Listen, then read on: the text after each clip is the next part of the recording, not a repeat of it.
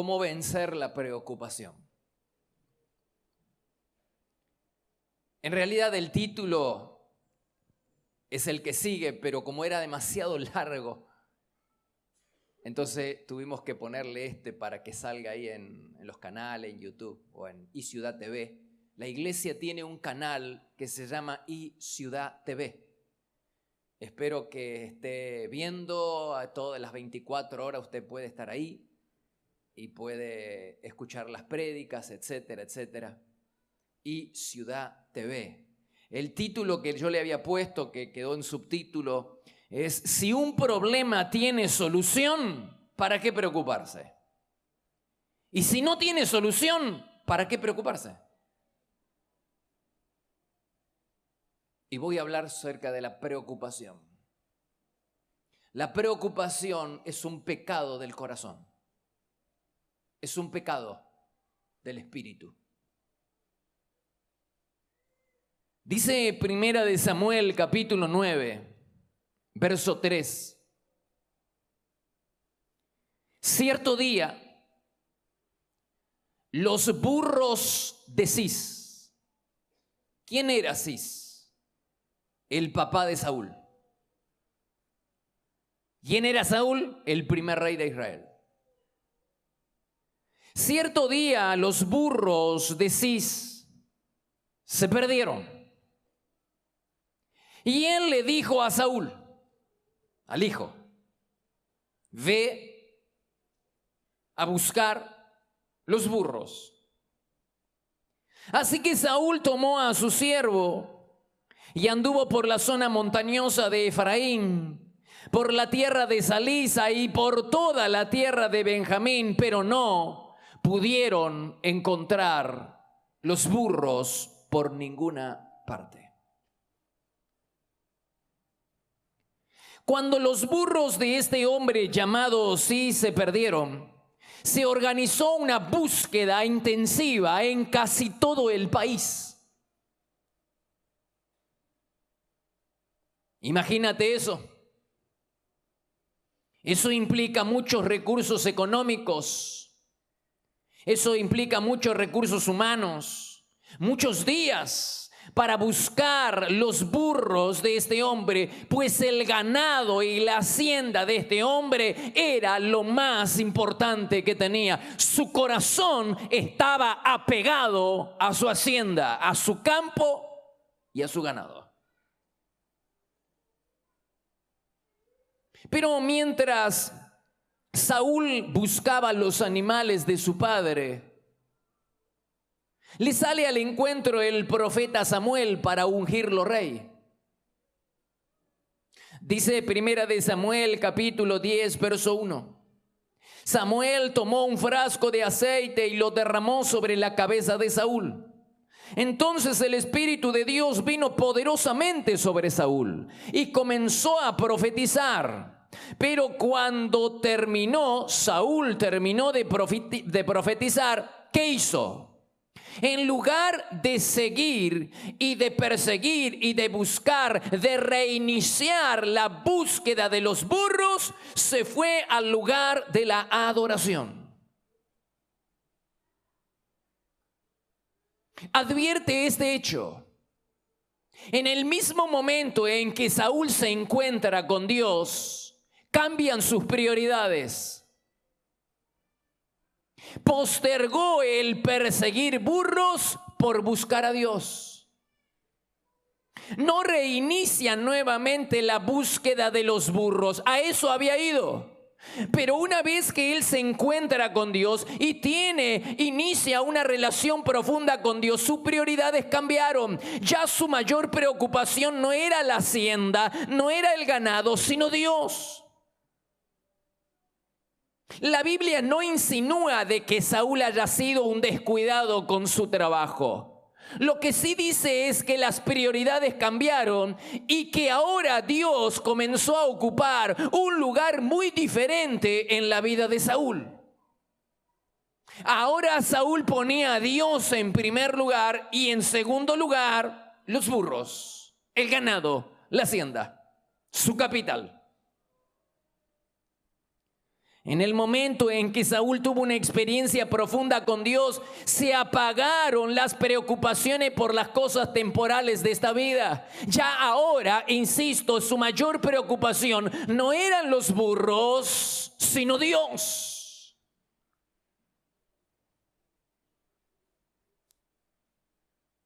¿No hemos sido llamados a seguir su ejemplo? De poner a Dios en primer lugar en nuestra vida. De que la prioridad más importante de nuestra vida sea Dios y no los burros. Dice Jesús en Lucas capítulo 12, versículo 22. No se preocupen por la vida diaria. Miren los cuervos. No plantan, ni cosechan, ni guardan comida en graneros, porque Dios los alimenta. Y ustedes son para Él mucho más valioso que cualquier pájaro. ¿Acaso con todas sus preocupaciones pueden añadir un solo momento a su vida? Y si por mucho preocuparse no se logra algo tan pequeño como eso, ¿de qué sirve preocuparse por cosas más grandes? Busquen, dijo Jesús, busquen el reino de Dios por encima de todo lo demás, y Él les dará todo. Diga conmigo, todo. Y Él les dará todo lo que ustedes necesiten.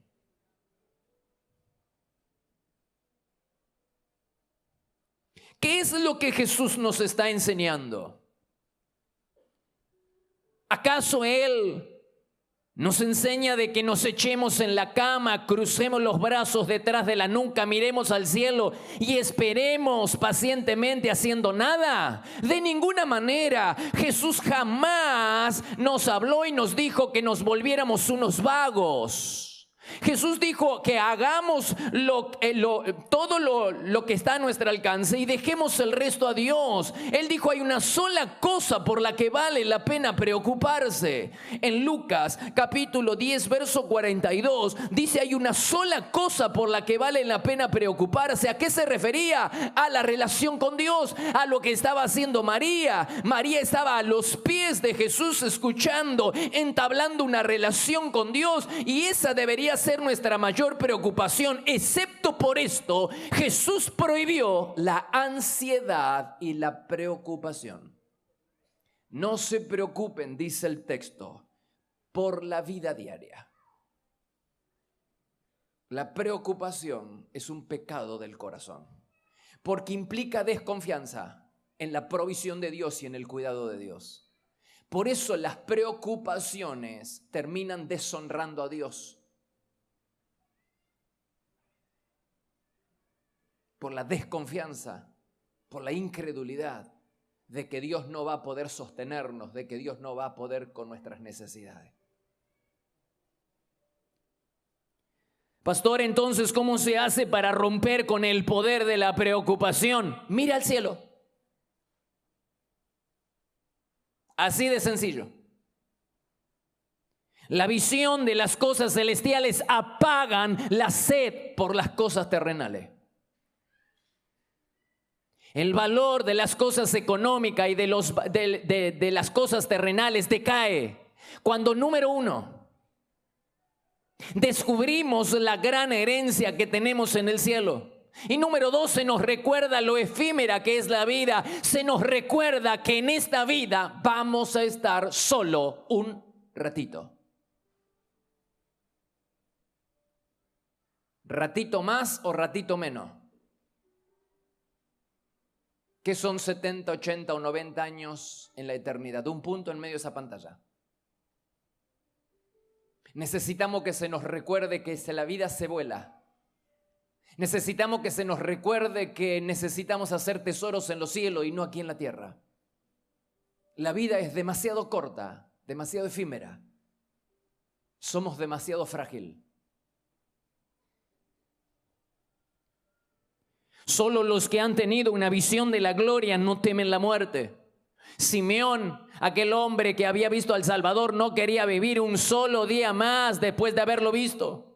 Abraham, hermanos, vivía en la tierra que Dios le había prometido, vivía en la tierra prometida, pero como un extranjero, en carpa, porque su corazón no estaba anclado a esta tierra, sino que estaba anclado al cielo.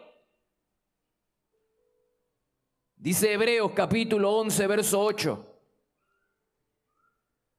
Cuando llegó a la tierra prometida, Abraham vivió en tiendas de campaña. Y lo mismo hicieron Isaac y Jacob. ¿Y por qué lo hicieron? Porque esperaban confiadamente que Dios los llevaría a la ciudad celestial. Si Dios no le hubiera hablado acerca del paraíso que le esperaba en el cielo, probablemente para Abraham, Canaán le hubiera sido de su agrado.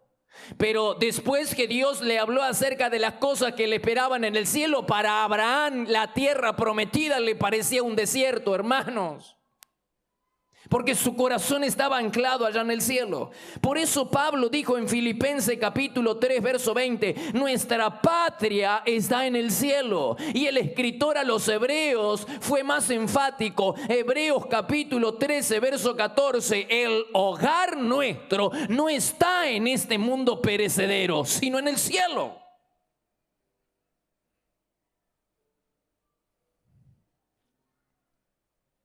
Ahora bien, no es fácil desatar nuestro corazón de las cosas terrenales. Y si no, míralo a Félix, el gobernador. Dice en Hechos capítulo 24, verso 24. Félix llamó a Pablo. Y Pablo le habló de que tenía que vivir sin hacer lo malo.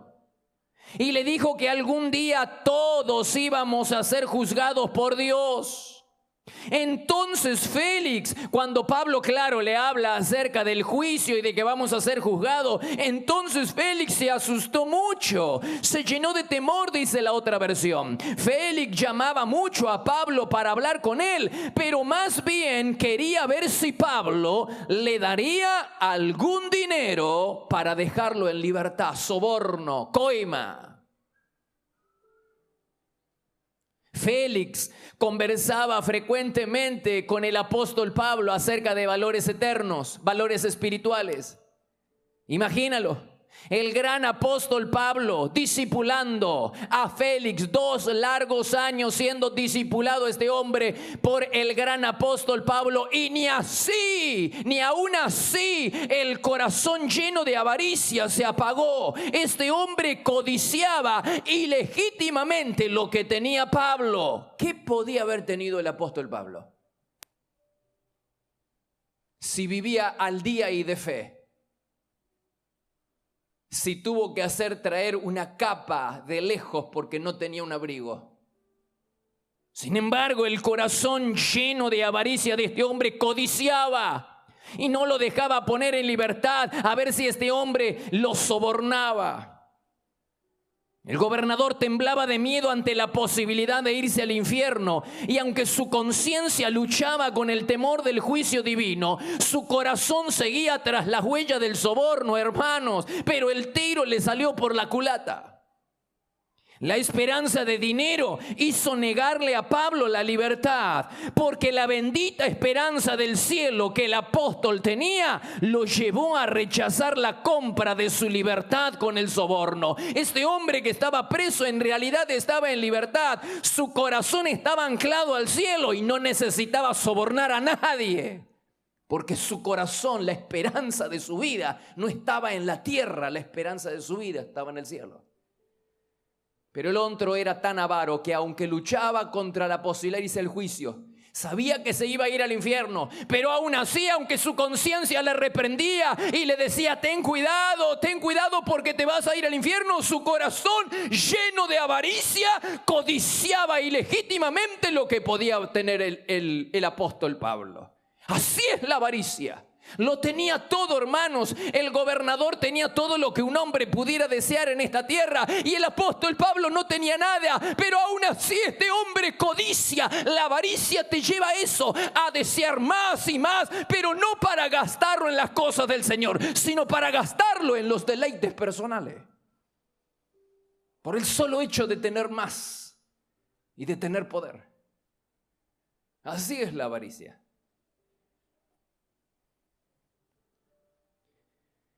Necesitamos que se nos recuerde que la vida es corta y que no vale la pena comprometer la eternidad haciendo tesoros acá en la tierra. Escuchalo a Jesús en Mateo 6. Mateo capítulo 6, verso 19. Dice, no acumules tesoros en la tierra.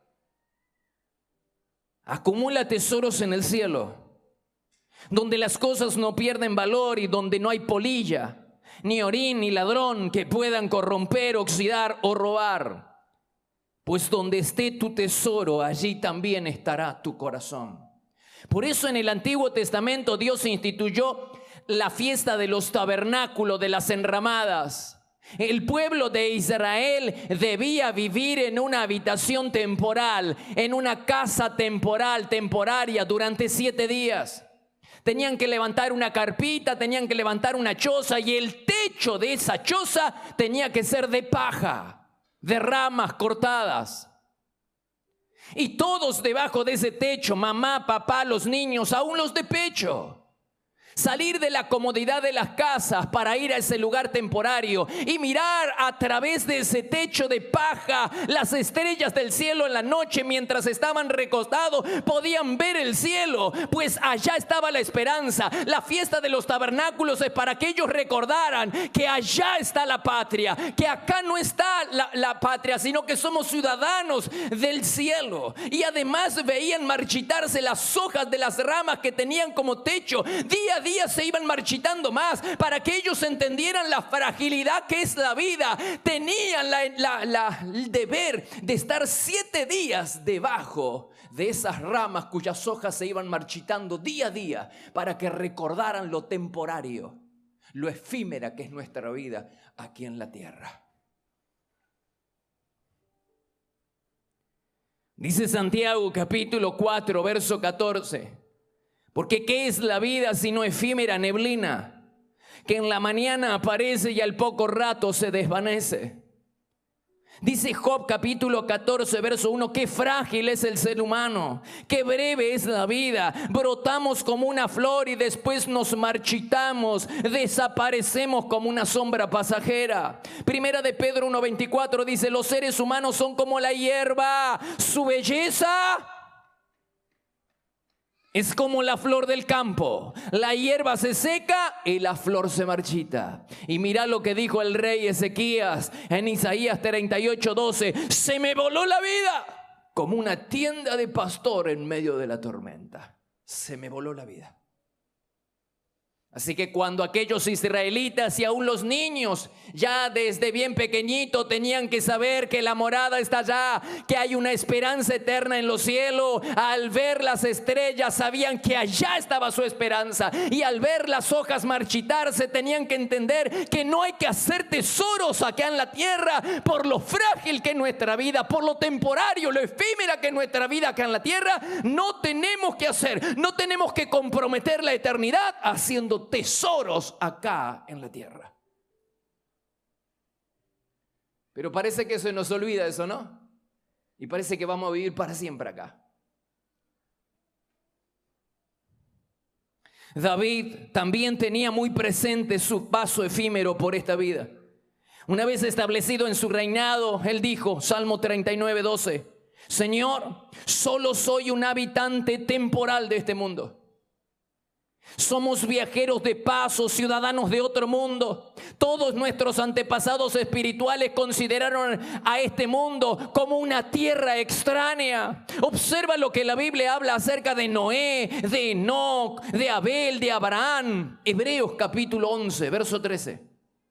Estos hombres de fe reconocían que este mundo no era el de ellos y que en él no eran más que simples extranjeros y peregrinos. Es obvio que tenían los ojos fijos en su verdadera patria, el cielo. Si no, fácil les habría sido entregarse de nuevo al disfrute de los deleites de este mundo como hacemos todos nosotros. Pero ellos no lo deseaban. Para ellos el anhelo mayor era llegar a la patria celestial. Por eso Dios no se avergüenza de llamarse Dios de ellos y les tiene preparada una ciudad celestial. Hermanos, nadie puede vivir sin esperanza. Si nuestra esperanza no está allá, estará acá. Pero nadie puede vivir sin esperanza. ¿Cuál es la tuya? ¿Cuál es tu esperanza? ¿Dónde están puestos tus ojos? ¿En la herencia que esperas recibir de tus padres? ¿En el trabajo? ¿En el negocio que acabas de levantar? ¿Dónde está tu esperanza? ¿Dónde están puestos tus ojos? ¿En el plazo fijo? ¿En los ahorritos? ¿Dónde está puesta tu esperanza? ¿En que tu hijo se vuelva un jugador famoso de fútbol? ¿Dónde está tu esperanza, hermano? Porque todos tenemos una, o está allá o está acá. Pero todos tenemos una esperanza. Mientras más tenemos, más deseamos. Y no estaría mal si lo invirtiéramos en las cosas del reino. Pero no, cavamos en este mundo, nos apegamos a las cosas temporales y gastamos en nuestros deleites. Hermanos, deberíamos recordar, insisto, en que somos extranjeros, ciudadanos de otro país. Hermanos, deberíamos recordar que todo lo que tenemos nos ha sido de gracia por Dios. Es necesario que lo recordemos porque hay personas que viven sin recordar esto. Que lo que tienen les ha sido confiado por el Señor. ¿Y cómo me doy cuenta? Esta semana, mientras estaba orando, el Señor me trajo a la mente la imagen de tantas personas cuya vida han sido prolongadas milagrosamente por el Señor. A lo mejor conoces alguna, o a lo mejor tú eres uno de esos casos. Personas que milagrosamente han prolongado su vida porque Dios las rescató de un accidente, porque Dios las preservó de un accidente o les preservó la vida en un accidente, porque Dios les sanó de una enfermedad incurable, o porque Dios sanó a uno de sus hijos de alguna enfermedad, y porque Dios prolongó de gracia tu vida. Y porque recibiste un trabajo cuando no lo tenías y viniste al templo a buscar a Dios. Y recibiste y tenés una familia o tenés un hijo o tenés un auto. Pero ahora esas personas que milagrosamente han extendido, que Dios ha extendido milagrosamente su vida y ha extendido milagrosamente gracia sobre ellos, yo pensaría que esas personas ahora se volcarían a servir a Dios con todo su corazón, porque al fin y al cabo lo que tienen, la prolongación de la vida, la sanidad, el hijo, la familia, el auto, el trabajo, se lo ha dado Dios. Entonces lo menos que se espera es que esas personas sirvan a Dios, pero en lugar de servir a Dios, ahora sirven a Mamón, al Dios dinero, o al pecado, o a Satanás, ninguno de los cuales le ha dado todo lo que tiene. Qué paradoja, ¿no?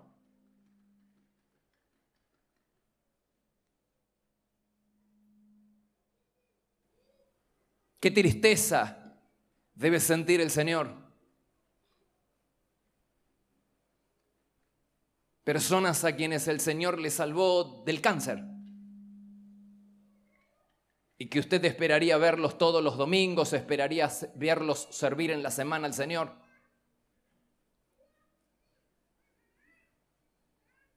Es como si tu papá te regalara un auto y ahora tu padre te pide que lo lleves al hospital y tú dices: no puedo, papá, porque tengo que llevar a mis amigos. Los amigos no te regalaron el auto, Satanás y Mamón no te regalaron, no te extendieron vida, no te extendieron gracia, no te dieron el negocio. ¿Cómo es que ahora no puedes cerrarlo para servir al Señor un rato? Si cuando no lo tenías se lo pediste al Señor, ahora que lo tenés estás al servicio de Mamón, al servicio del dinero. ¿Fue el dinero quien te dio ese trabajo? ¿Fue Mamón quien te dio ese trabajo? Lo dudo, porque Mamón, Satanás y el pecado demandan, nunca te dan algo bueno. Siempre te están exigiendo, siempre te están poniendo la soga al cuello. Qué ingratos que somos, ¿no? Qué ingratos que somos. Ahora ya no puedo cerrar el negocio. y el diablo te dice que ahora vas a descuidar el negocio, es que poniendo a Dios en primer lugar no descuidas tu negocio. Poniendo a Dios en primer lugar no descuidas tu familia. Aunque el diablo te diga lo contrario, tienes que recordar que el negocio, la familia, el hijo, la vida y la extensión de la vida que tienes te lo ha dado Dios, no el diablo. El diablo no te puede extender gracia ni vida, hermano. Él tiene poder de muerte, no tiene poder de vida. Así que si Dios te extendió la vida en una enfermedad, a vos, tus hijos, te dio un negocio, te dio algo, fue Dios. Entonces, ¿por qué ahora sirves al pecado? ¿Cuántas personas a quienes Dios rescató de la tumba, a quienes Dios le preservó la vida después de un accidente, ahora están dados al pecado, entregados al pecado? Qué tristeza debe sentir el Señor, ¿no? Porque fue Dios quien te extendió la vida, no fue el pecado, no fue Mamón, no fue Satanás. Pero ahora nosotros tenemos nuestra vida rendida a Mamón. Y entonces ahora ya no podemos servir a Dios porque tenemos... ¡Wow! ¡Qué triste debe sentirse el Señor! Por supuesto que no estoy hablando acerca de descuidar nuestro trabajo. Es que no vas a descuidar tu trabajo si pones a Dios en primer lugar. ¿No lo acabamos de leer en la Biblia? Busquen primeramente, dijo Jesús, no le está diciendo el pastor. Busquen primeramente el reino de Dios y su justicia y las demás cosas y todo te será añadido. Todo lo que necesites te será dado. No descuidamos la familia, no descuidamos el negocio y no descuidamos el futuro si ponemos a Dios en primer lugar. Hermano, te lo garantizo. Si no pones a Dios en primer lugar, estás poniendo en riesgo todo lo que tienes. Todo lo que tienes, aunque viva 24 horas en tu trabajo. Estás poniendo en riesgo todo si no pones a Dios en primer lugar.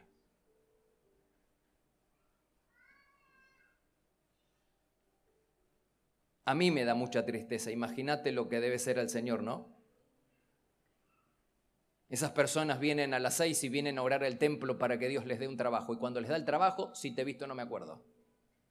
Vienen al templo y vienen a las 6 y vienen a orar para que los pastores oren por su salud porque está gravemente. Dios les tiende vida y ahora si te veo.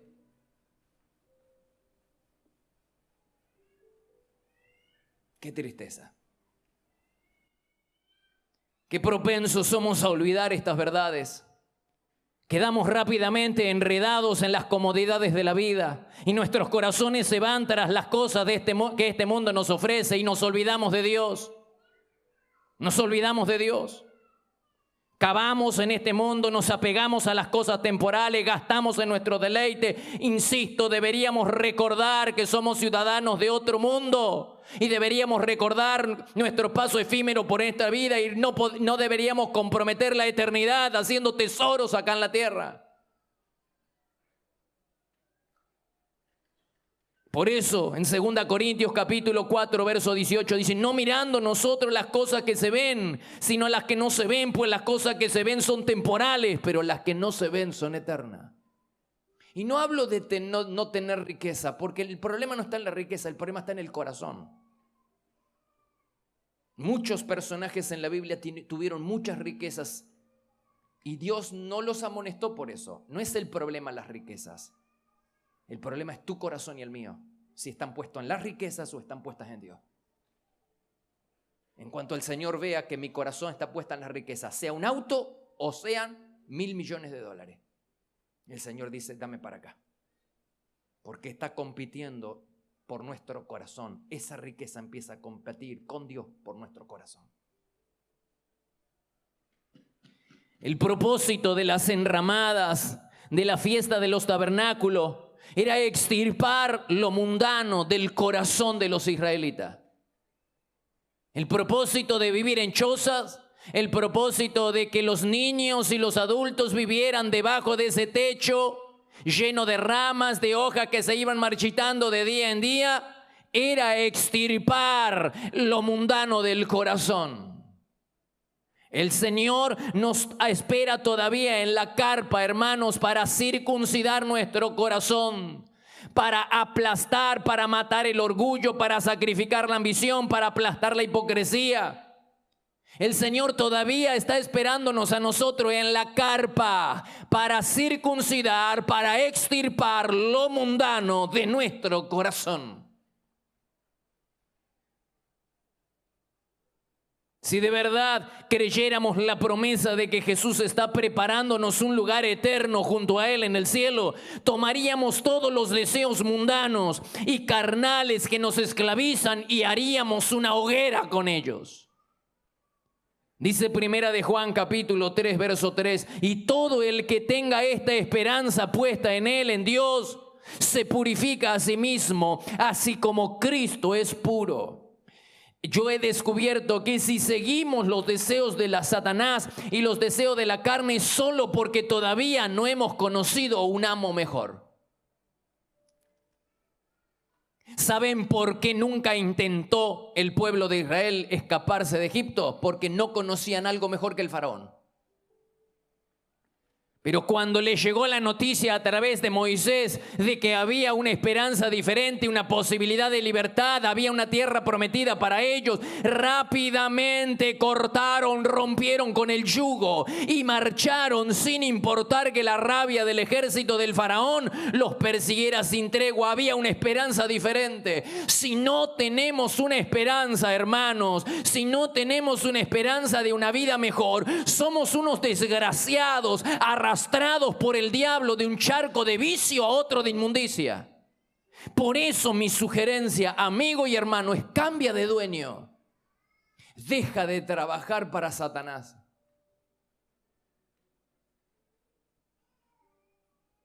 Mi sugerencia es la recompensa por conocer y servir a Dios no se compara en nada con la paga que aquel amo déspota pueda darte.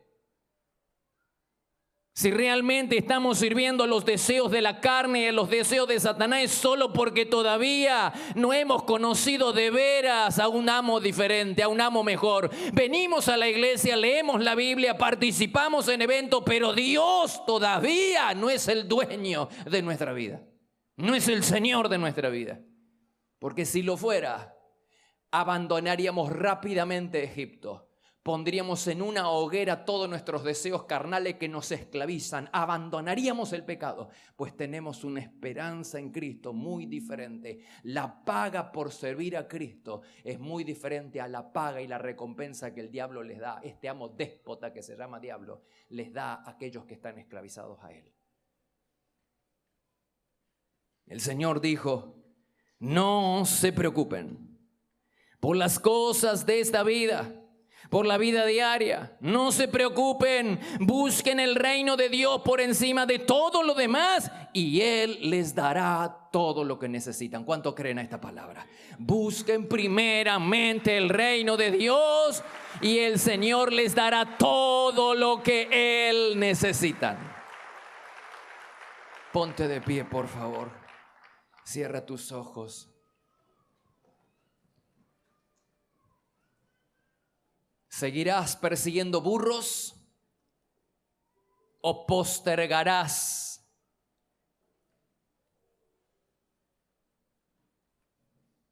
ese trabajo por seguir a Dios? No se nos pide que seamos descuidados con nuestros trabajos y con la vida diaria, de ninguna manera. Hay una responsabilidad que Dios nos ha dado a todos nosotros. Lo que sí se nos pide es que nosotros confiemos en Dios y que pongamos a Dios en primer lugar. Eso sí se nos pide. Por eso en esta tarde quiero que reflexionemos juntos. Señor, ayúdanos. Dile a Dios, dile ahí.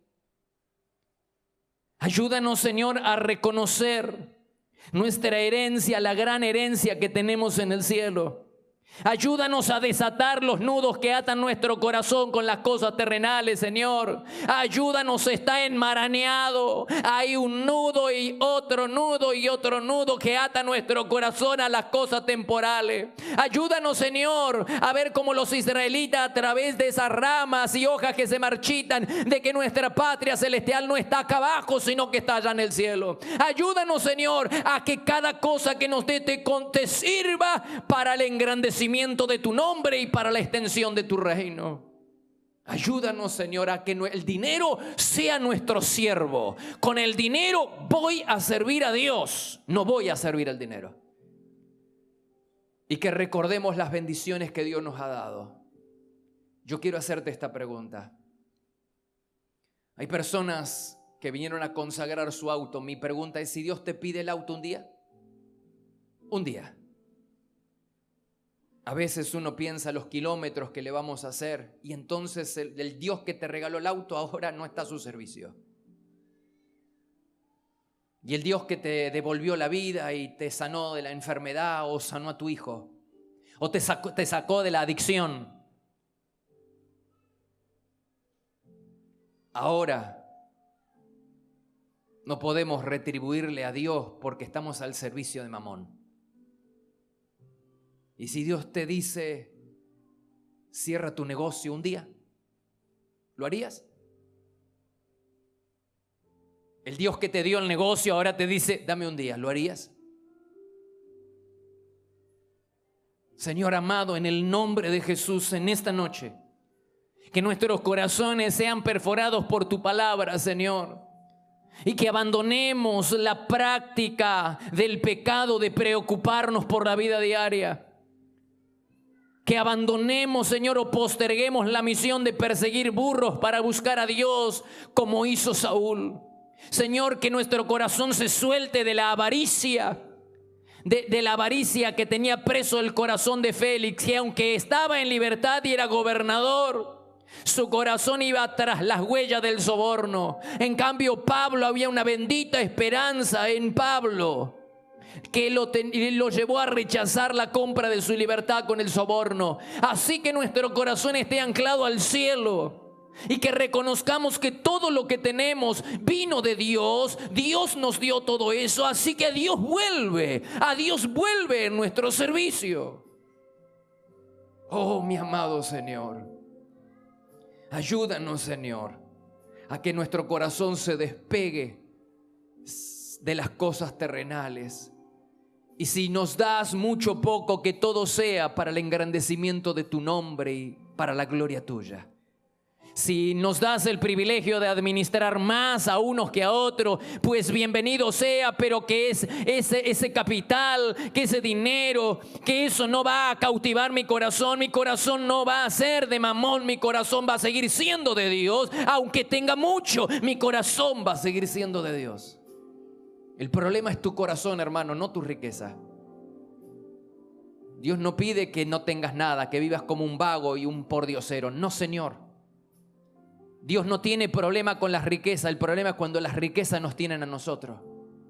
Así que suelta de tu corazón y dile, Señor, acá está. Acá está mi carrera. Tanto luché, ahora la pongo a tu servicio. Acá está mi auto, acá está mi vida, acá están mis hijos, Señor. ¿Cómo puede ser que cuando no tenía hijo podía servirte y ahora es una excusa? De ninguna manera. Iré con mis hijos y te serviré. Haré como Ana, que trajo su hijo al altar y adoró. No importa, el hijo no tiene que ser un problema. Nosotros honraremos a Dios con nuestros hijos. Señor, bendito eres. Miremos al cielo en esta noche, hermano. Miremos al cielo.